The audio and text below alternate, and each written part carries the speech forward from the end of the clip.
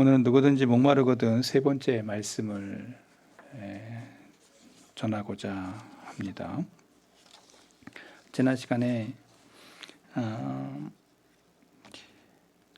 장막절 끝날 실로암 모태 물을 떠서 이제 마지막 번제단의 숯이 꺼질 때까지 장막절의 모든 절기가 끝나는데, 그때 모든 유대인들의 마음속에 채워지지 않은 그것을 주님이 보시고, 주님께서 그 사람들을 향해, 그 무리들을 향해 외쳤던 누구든지 목마르거든 내게로 와서 마시라.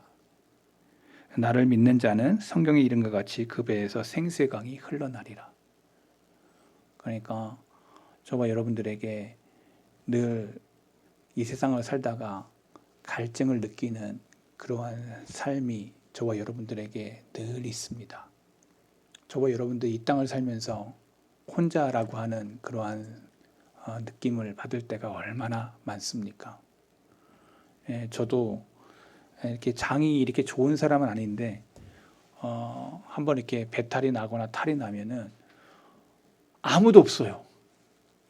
나 혼자 화장실에서 혼자 그 화장실 그 문고리를 붙잡고 하나님 살려주세요. 제가 몇 번 그런 경험이 있습니다. 이게 정말 나 혼자라는 그런 개념을 늘 가지고 있습니다. 저와 여러분들이 이 땅을 살아가면서 맨 마지막에는 다 혼자 섭니다. 여러분의 죽음이 앞을 언젠가 여러분들에게 찾아올 때에도 여러분은 혼자 가는 거지 뭐 부부가 같이 가고 뭐 이런 게 아니에요. 다 혼자 서게 되는 겁니다. 그래서 믿음의 역사도 하나님과 나 사이의 문제지 어떤 가정의 문제가 아니라는 것을 우리는 이해하게 돼요. 가정 안에서도 남편의 믿음, 아내의 믿음, 자녀의 믿음이 다 다릅니다. 정말 믿음의 계대의 신앙에 몇 대째 예수님을 믿으면서도 완전히 방탕하의 삶을 살아가는 아이도 있고, 정말 생짜배기로 아무것도 모르는데 처음 예수님 믿어서 뜨겁게 주님을 사랑하는 사람들도 있고, 그냥 천차만별이에요. 그런데 가장 중요한 것은 언젠가 주님 앞에 다 1대1로 하나님 앞에 서게 된다라는 거예요. 그런 채워지지 않는, 내가 하나님 앞에 설 때 어떻게 서야 되나 이것을 고민하고, 이것에 대해 이 세상 것으로 다 아무리 채워도 채워지지 않는 그 무언가가 있다는 것을 알기 때문에 주님께서 그 채워지지 않는 자들을 향하여 외치신 말씀이 이것입니다. 누구든지 목마르거든 내게로 와서 마시라.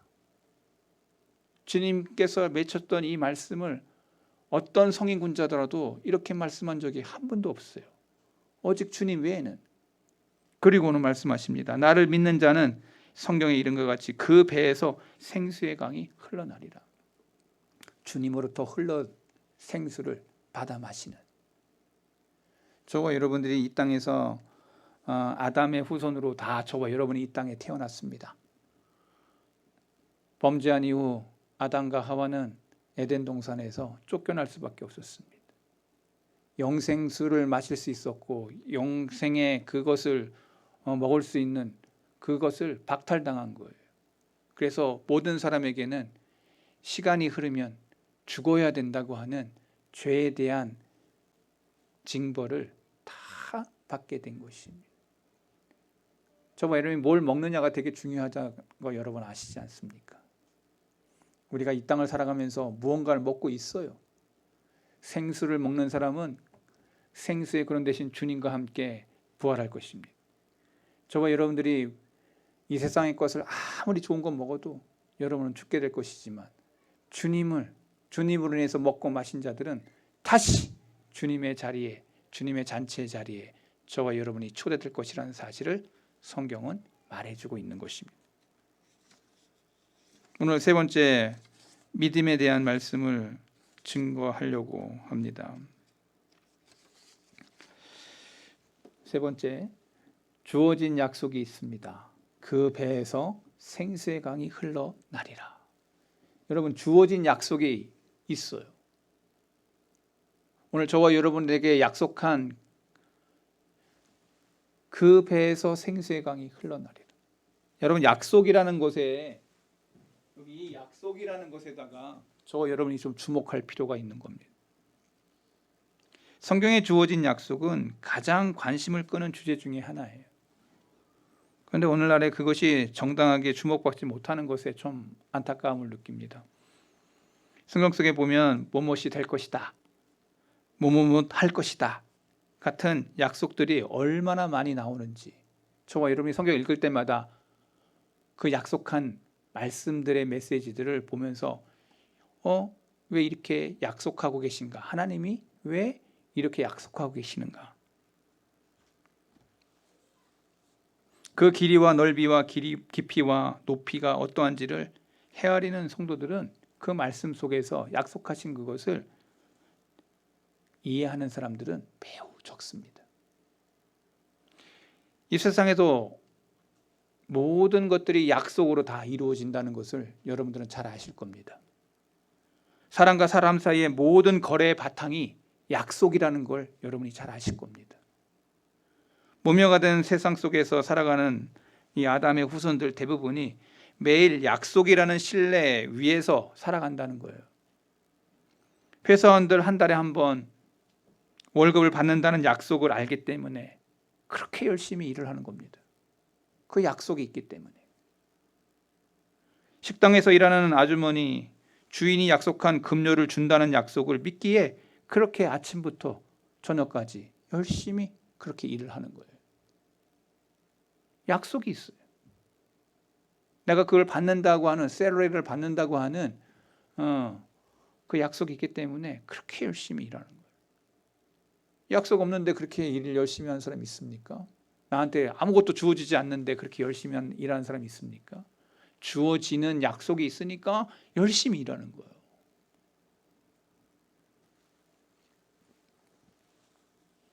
대도시의 사업 거래도 약속에 대한 신뢰 없이는 전혀 이루어질 수 없는 거죠.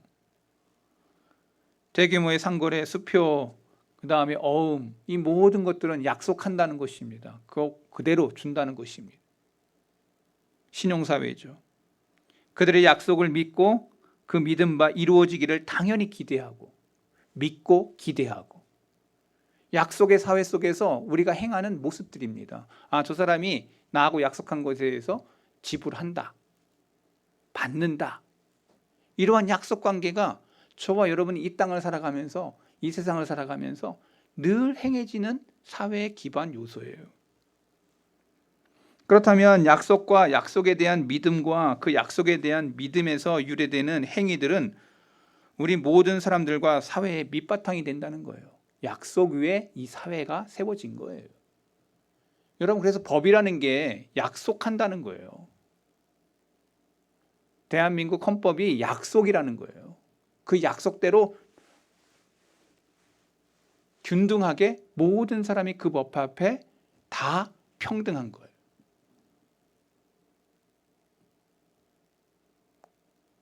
자유민주주의 국가는 다 그 헌법 앞에서 평등하다고 그렇게 시작하는 거예요. 그런데 후진국하고 선진국의 차이가 뭐냐? 그 헌법을 정확하게 지키는 나라하고 지키지 않는 나라의 차이인 거예요. 누가 앉아서 법을 고무줄로 바꾸는 그런 나라는 후진국인 거예요.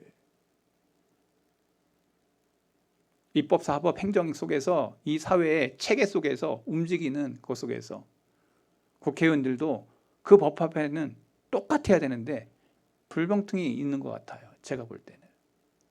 죄 졌는데도 감옥 안 가요. 불체포 특권을 행동해요. 많은 국회의원들이 그렇게 한다고 해놓고 죄를 지면은 그거를 숨어서 도망가 버려요. 제가 볼 때는 우리나라 정치가 후진국 중에 후진국이라고 저는 생각합니다. 시민은 너무나도 탁월한데 정치인들은 너무나도 후져. 예배 시간에 이거 설교 강단에서 할 얘기도 아니지만 너무 신문을 볼 때마다 저런 사람이 어떻게 국회의원이 됐나. 세상에 그 반장도 안 될 사람이 국회의원이 된 사람들이 너무 많다. 너무 이상하다. 여러분, 나라와 민족을 위해서 기도해 주시기 바랍니다. 국정자들을 위해서 기도해 주시기 바랍니다. 정말 참 이 나라 이 민족이 걱정이 될 때가 많습니다.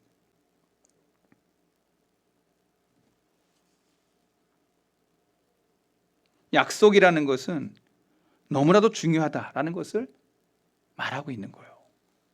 이처럼 세상에서의 약속과 마찬가지로 하나님께서도 인간에게 다가오실 때 약속이라는 방법을 사용하셨어요. 그래서 저와 여러분이 가지고 있는 구약 성경, 신약 성경의 영어 원문에 보면 Old Testament, New Testament라고 써 있습니다. Old라는 게 뭐예요? 옛날 거. Testament는 약속이란 말이에요. 옛날 약속, 신약, New, 새로운 약속. 구약과 신약의 약속이라고 하는 개념을 말하고 있어요. 하나님이 나에게 옛 언약과 새 언약 약속하셨다는 거예요. 약속하셨다는 거예요. 성경을 주의 있게 읽어온 사람들은 누구나 다 하나님께서 사람에게 다가오실 때 그 말씀을 듣고 그에게 순종하고 그에게 예배하는 것을 요구하실 때 믿고 순종하기만 하면 큰 일이 이루어질 것이다 라고 하는 그 말씀을 믿고 순종하는 자들에게 약속하신 말씀이라고 성경은 말하고 있는 거예요. 저와 여러분이 그 성경을 저와 여러분이 가지고 있습니다. 가지고는 있는데 안 읽어. 가지고는 있는데 안 들어. 이게 문제죠. 요약하자면 베드로후서 1장 4절에 베드로가 한 이야기가 있습니다. 같이 읽어볼까요? 이로써 그 보배롭고 지극히 큰 약속을 우리에게 주사. 자, 성경에 보면 베드로가 보배롭고 지극히 큰 약속을 우리에게 주셨다고 얘기해요. 큰 약속. 성경이 우리에게 큰 약속을 우리에게 주셨다. 이 약속으로 말미암아 그 다음에 너희가 정욕 때문에 세상에서 썩어질 것을 피하여 신성한 성품에 참여하는 자가 되게 하려 하셨느니라. 약속을 믿고 나아가는 자들에게 이 썩어질 세상을 피하여 신령한 그 은혜를 덧입게 했다. 저와 여러분들이 약속을 가진 사람이라면 이 세상 속에 썩어질 것을 위해서 참여하는 자가 아니라 하나님의 거룩한 성품에 참여하는 자로 그 약속의 말씀을 믿고 따라가는 자가 되야 된다고 베드로가 우리에게 권면하고 있는 거예요.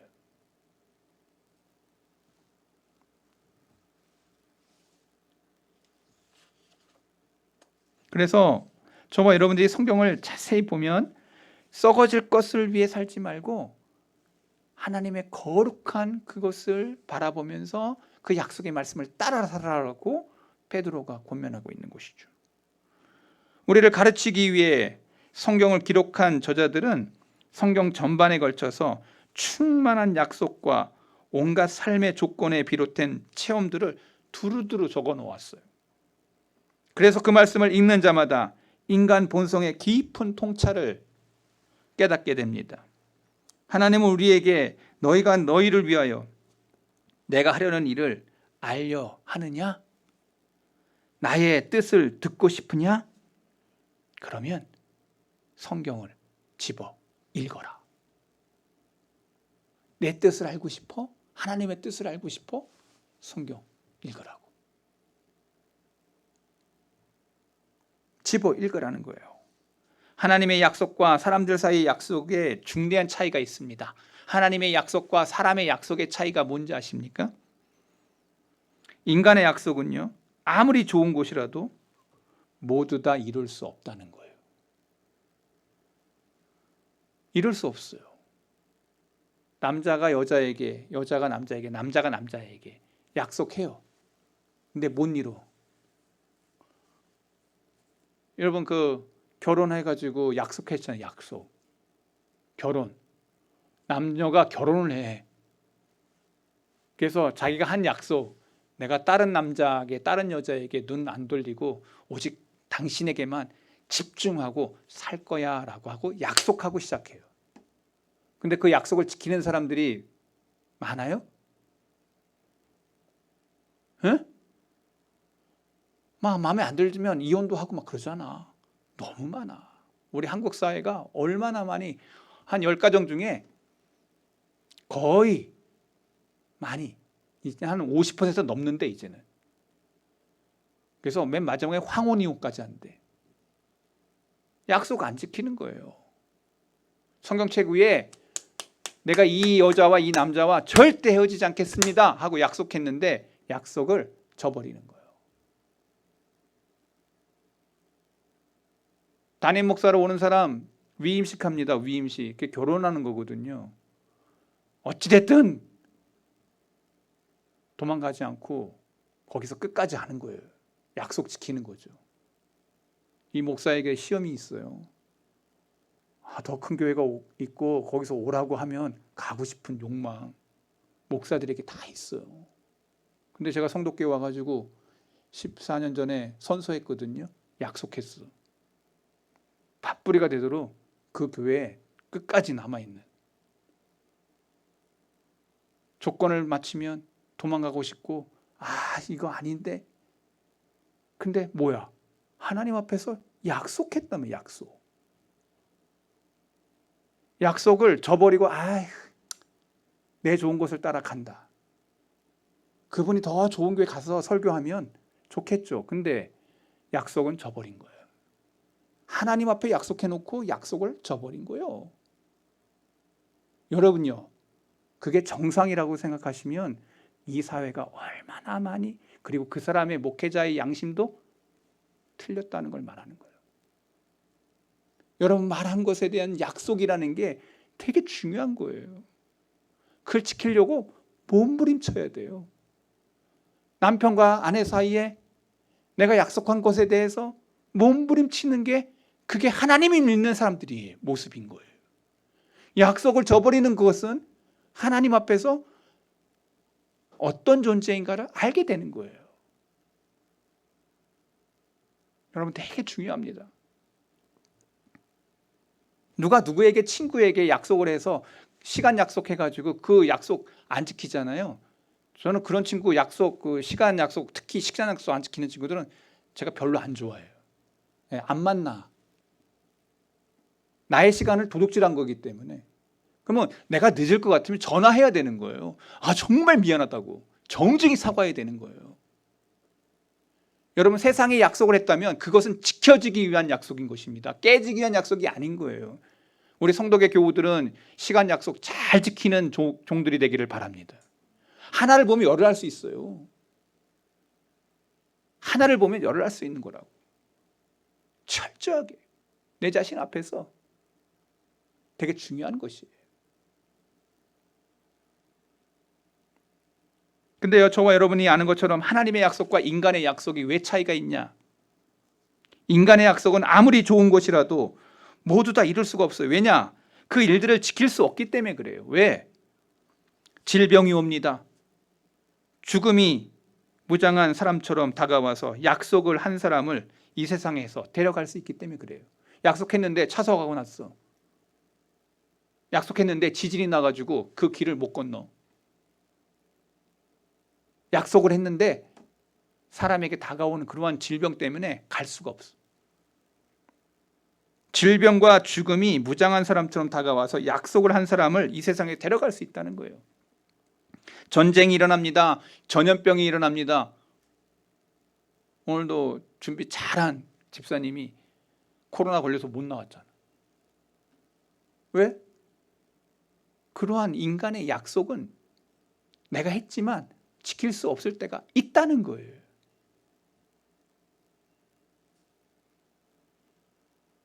기근이 오고 흉작이 오고 폭풍이 오고 쓰나미가 오고 태풍이 오고 지진이 오고 이루 말할 수 없는 사건 사고가 이 세상에 끊임없이 일어나기에 인간의 약속은 어떨 때는 지키지 못할 때가 많은 것입니다.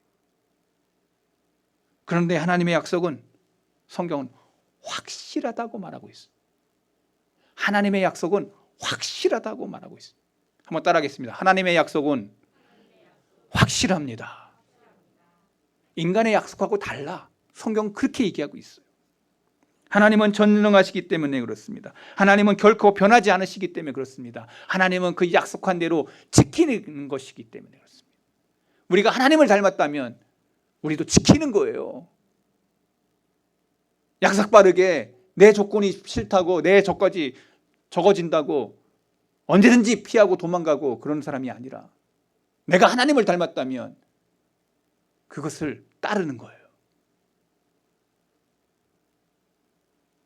우리 박문선 장로님이 이제 토요일 날 이제 은퇴하시는데 성덕교회 역사상의 원로 장로 1번이죠. 아무나 1번 하는 건 아니야. 도망가고 싶을 때도 많았을 거라고 저는 생각이 듭니다.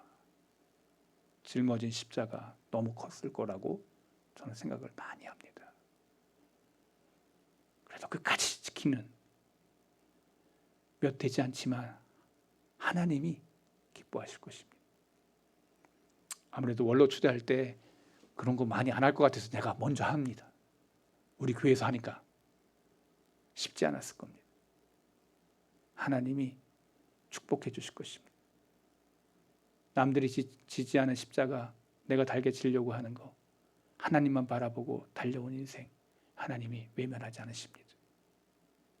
말씀을 믿는 사람들의 본보기로 귀하게 세워주셔서 너무 감사하고 오늘도 이 길을 따라서 우리도 회피하지 않고 이 길을 걸어가는 그러한 성도들로 오늘 저와 여러분들이 세워져야 되겠습니다. 성경은 우리에게 하나님의 약속과 인간의 약속이 차이가 있다는 것을 우리에게 말해주고 있어요. 성경을 보세요. 욥기 23장 13절 같이 읽을까요? 그는 뜻이 일정하시니 누가 능히 돌이키랴. 그의 마음에 하고자 하시는 것이면 그것을 행하시나니. 하나님은 뜻이 일정하셔. 누가 능히 돌이키랴. 우리가 돌이켜야지 하나님이 돌이키지 않으세요. 일정하세요. 하나님의 뜻은 그대로 행하시는 거예요. 야고보서 1장 17절 온갖 좋은 은사와 온전한 선물이 다 위로부터 빛들의 아버지께로부터 내려오나니. 자, 여기 중요한 얘기야. 하나님은 변함도 없으시고 회전하는 그림자도 없으시니라. 하나님은 변함이 없으신 분이에요. 사람은 조석변으로 언제든지 변할 수 있지만 하나님은 변하지 않으십니다. 하나님은 약속을 지키시는 분이고 그가 하실 수 있는 것은 하실 수 없는 게 있는데 단 하나. 하나님이 하실 수 없는 게 있어. 성경에 써 있어. 히브리서 6장 18절. 이는 하나님이 거짓말을 하실 수 없는 이 두 가지 변하지 못한 사실로 말미암아 하나님은 거짓말을 못하죠. 우리는 얼마나 거짓말 잘해. 하나님은 거짓말을 못하십니다. 말씀하신 대로 이루시는 분이고 말씀하신 대로 행하시는 분이고 저와 여러분이 하나님을 닮았다고 하면요 우리는 그쪽으로 가야 되는 거예요. 한번 간다 그러면 그까지 가는 거예요. 여러분 이것이 신앙이고 이것이 믿음이에요. 오늘 저와 여러분 안에 하나님을 닮았다. 하나님의 형상과 하나님의 모습으로 저와 여러분들이 지음받은 사람들이라면 하나님을 따라가는 것이 성경은 이것을 잘했다고 얘기하고 있는 거예요.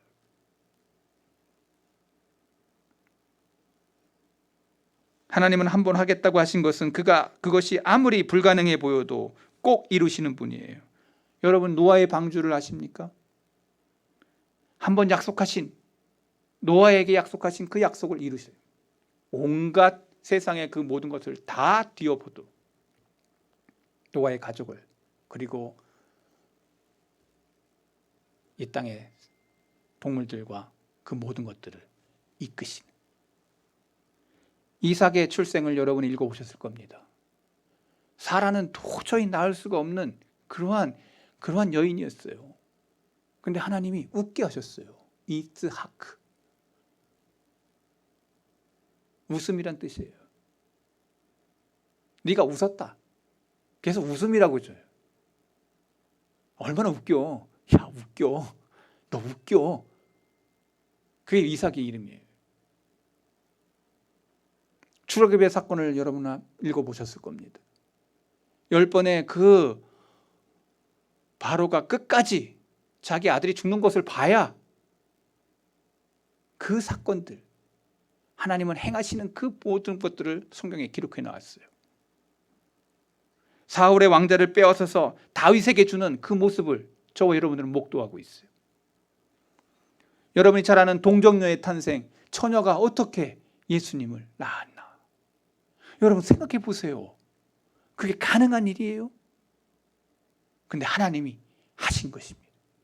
하나님이 이루신 것입니다. 성경은 이렇게 약속하신 대로, 말씀하신 대로 이루시는 분이 하나님이라고 말하고 있어요. 제 이성의 머리로는 도저히 이해가 안 돼. 어떻게 그 말씀을 이해할 수 있을까? 근데 우리의 이성을 넘어 믿음의 역사는 우리의 이성을 넘는 것입니다. 저와 여러분이 이 머리로도 믿는다고 하면 절대 우리는 믿음을 이해할 수 없어요.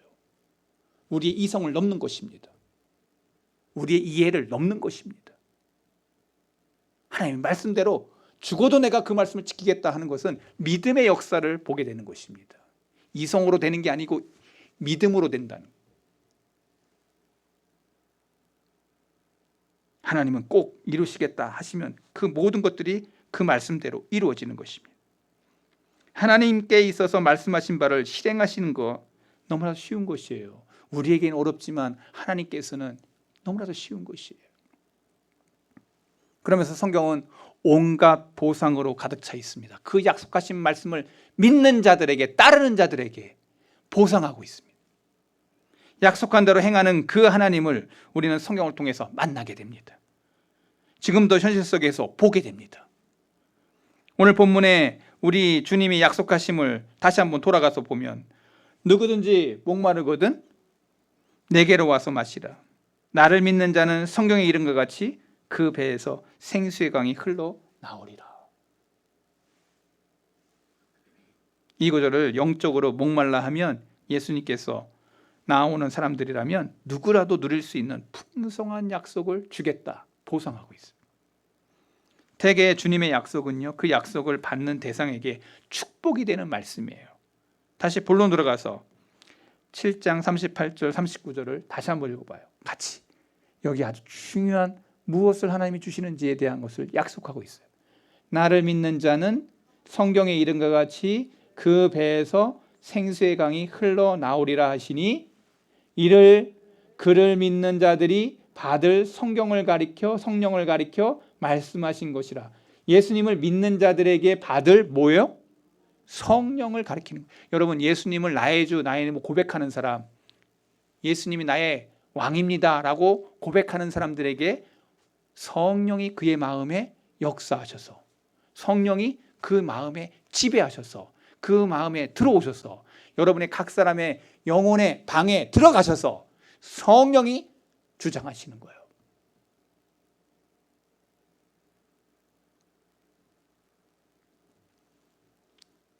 오늘 이 말씀에 목마르거든 마시라 라는 이 비유적인 표현인데, 성경의 이 비유는 의뢰의 중대한 진리를 포함하고 있어요. 이 말씀을 담고 있는 이 진리를 한번 생각해 볼 건데요, 몇 가지로 제가 여러분들에게 같이 나누고 싶은 게 있어요. 첫 번째는요, 믿음으로 그리스도께 나아가는 자는 영혼의 안식을 위해 필요한 모든 것을 얻게 될 것이라는 거예요. 믿음으로, 여기 중요한 단어가 여기 믿음의 관계예요. 저와 여러분이 믿음의 관계를 이제 성경이 어떻게 말하는지를 한번 따라가 봤으면 좋겠어요. 성령께서 신자에게, 예수님을 나의 구원자, 구주로 믿는 사람들에게는 죄사함과 평화와 소망을 공급해 주시는데, 성령이 자꾸 우리로 하여금 하나님의 뜻을 따라 성령이 나를 이끌어, 나를 게으르지 않게 해, 나로 하여금 깨어있게 해. 그래서 목마르지 않는 샘으로 나를 자꾸 성령이 이끌어. 그런데 내 안에 또 다른 것이 있죠. 죄성의, 육신의 본성이, 죄성이 자라나는 사람은 내 안에서, 그래서 사도 바울이 늘 내 안에서 싸움이 일어난다고 얘기하고 있어요. 누가 더 커야 될까? 내 안에 누가 더 커야 될까? 여러분 다 알고 있어요. 예배 시간에는 성령이, 근데 딱 교회 문을 나오자마자 이제 내가 나를 지배하는 것이 누구냐? 성결함과 깨끗함과 진리의 그 영이 아니고 나의 본성의 죄성이 나를 지배하는. 누가 이기냐? 누가 더 성결하냐? 누가 더 경건하냐? 누가 더 정결하냐? 이 모든 것을 따지면 내 안에 성령이 지배하는 사람과 내 본성의 죄성의 것이 지배하는 사람이 늘 내 안에서 싸운다. 사도 바울이 얘기하고 있어요. 로마서에서. 그는 3층전까지 갔다 온 사람이에요. 근데도 불구하고 그가 늘 고민하고 갈등했던 것은 누가 싸워? 내 안에 성령과 그리고 내 안에 죄성이 싸우고 있는, 너무나도 대단한 하나님의 사람, 우리가 따라갈 수 없는 바울의 이야기를 들어보세요. 영적인 거장이 내 안에서 늘 이렇게 싸운다. 우리는 잘 안 싸우잖아. 성령의 얘기는 차단하고 내 본의가 더 많이 가잖아. 그러면서 주일날 올 때는 또 정결한 모습처럼 경건한 모습처럼 나와가지고 또 기도하잖아. 하나님, 우리의 모습이 그렇잖아.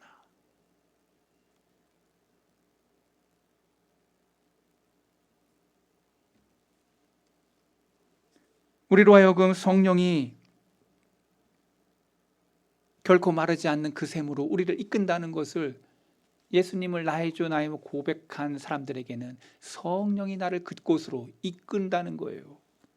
그렇기 때문에 성령께서 보이신 그리스도의 것에 만족할 수 있게 하고, 죽음이나 심판이나 영혼 등에 대한 영적 공포에 놓여 있을 때도 늘 내 마음에 평안과 위로와 성령이, 내가 너와 함께 하고 있어, 성령이 내 마음을 지배하는. 여러분이 가장 위급한 상황 가운데 있을 때 내 마음에 평안을 주는 건 누구예요? 성령이. 제가 그런 걸 느낄 때가 있어요.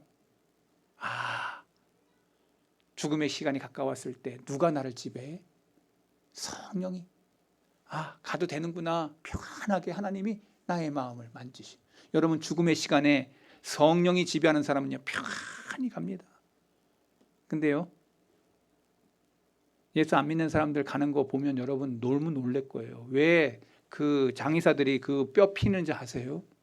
경직이 돼가지고 검은 영이 나타나가지고 그의 영혼을 데려갈 때 가만 놔두고 가겠어요? 편안히 가겠어요? 그 몸에 빠져나올 때?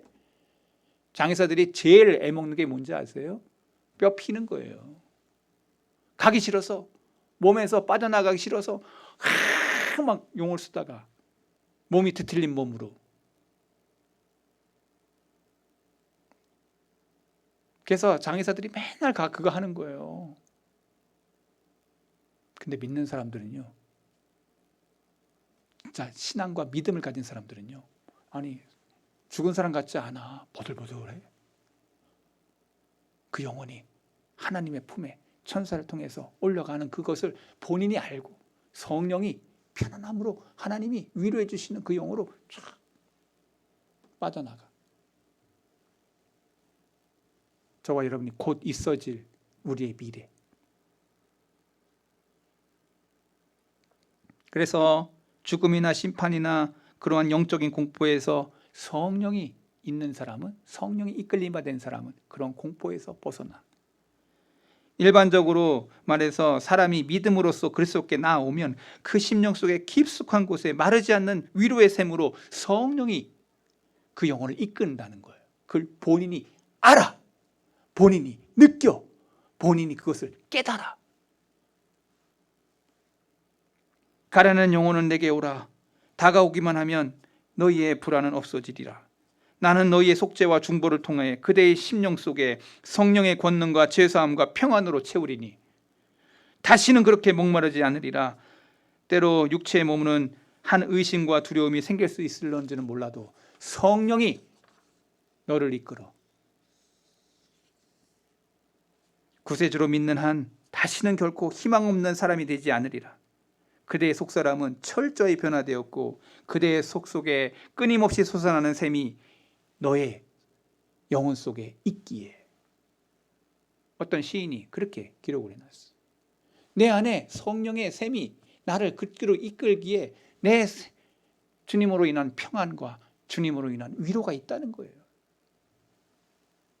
우리에게 더 무슨 말이 필요합니까? 사람이 믿음을 가지고 그리스도에게 나아가기만 하면 이 약속은 이루어질 것을 성경이 말하고 있어요.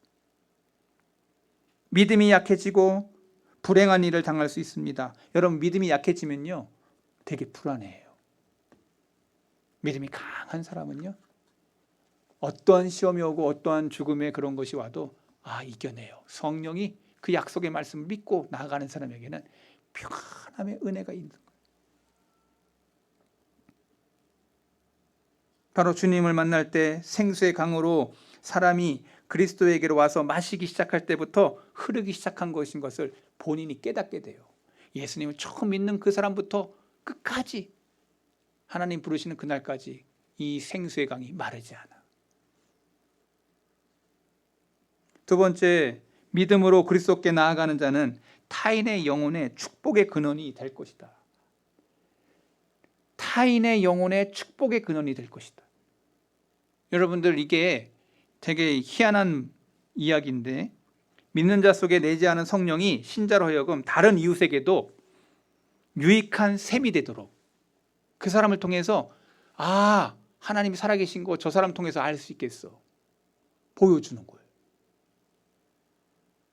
최후의 심판에 그에게 생수의 강이 흘러나왔음을 알게 돼요. 주위에 있는 사람들이 그 사람이 진짜 하나님의 사람이라는 것을 알게 돼요.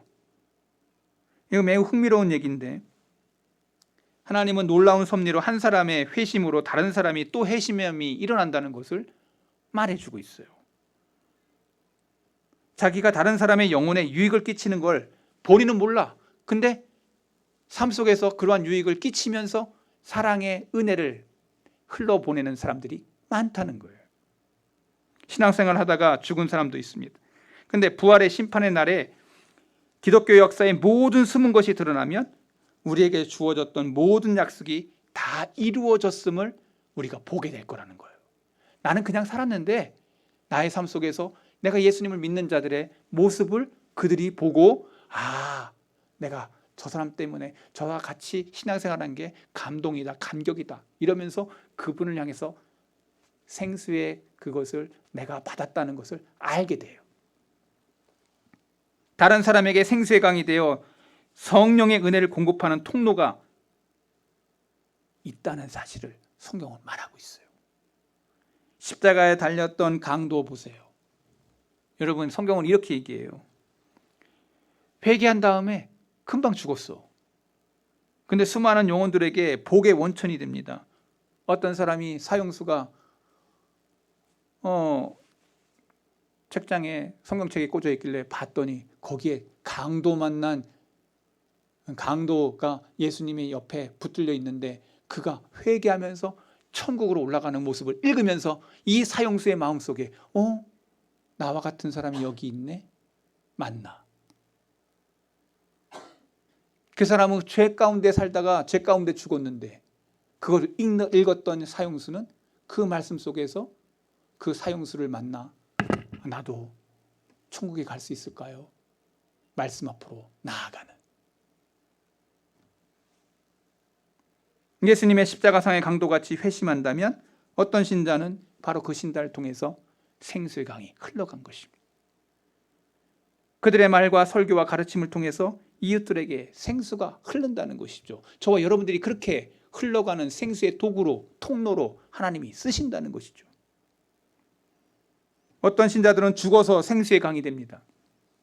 죽음 앞에서 그의 용기와 그의 가장 극심한 고통을 담대함으로 바꾸는, 위기에 놓였을 때 그들의 진리 앞에 철저하게 충성하는, 이 모든 것은 수많은 사람들로 하여금 회개하게 만드는. 주기철 목사님이 일본 순사들이 야, 너 그렇게 믿음이 좋은 목사야? 또 이 길도 걸어봐. 주님의 십자가의 길, 우리도 너에게 길을 만들어 줄게. 못성판을 쫙 만들어 놓고 못을 다 박아 놓고 네가 믿는 그 주님의 길 걸어가 봐. 여러분요, 그때 모든 성도들이 다 보고 있었어. 목사가 어떻게 하나. 저는 이 자리에서 얘기합니다. 저 목합니다. 저는 못할 것 같아요. 근데 그분은 그 길을 걸어가면서 찬송하면서 갔어요. 모든 성도들이 다 울면서. 그때 일본 순사들이 막을 수가 없었다 그래요. 믿음을 막을 수가 없어요. 그분을 통한 생수가 흘러간 것입니다. 하나님은 살아계시고 그분을 통해서 느끼게 된 것이죠. 로마 황제들이 핍박하던 초대교회 당시도 이러한 순교자들이 일어났습니다. 야한후스, 프라하의 제롬, 크레머, 리트머, 라티머, 후포, 메리 여왕이 천주교 신조였는데 이 프로테스탄트 개혁주의자의 그 사람들을 막 화형시키고 막 목 자르고 이렇게 할 때 그들이 죽어가면서도 믿음을 지키고 신앙을 지켰던 자들, 주위에 있는 많은 사람들이 그 사람들의 죽음을 보면서 하나님은 살아계시다, 생수의 강이 흘러가도록. 삼손처럼 삼손의 그 죽음을 통해서 많은 사람을 죽이는데 하나님이 역사하셨다고 그의 죽음을 통해서 목도하고 보게 하는 생수의 강을 그를 통해서 보게 하는. 또 어떤 신자는 죽은 지 오랜 후에 생수의 강이 되는 사람도 있습니다. 그들의 저작을 통해서, 그들의 책을 통해서 사후에 전 세계에 영향을 미쳤던 사람들이 있습니다.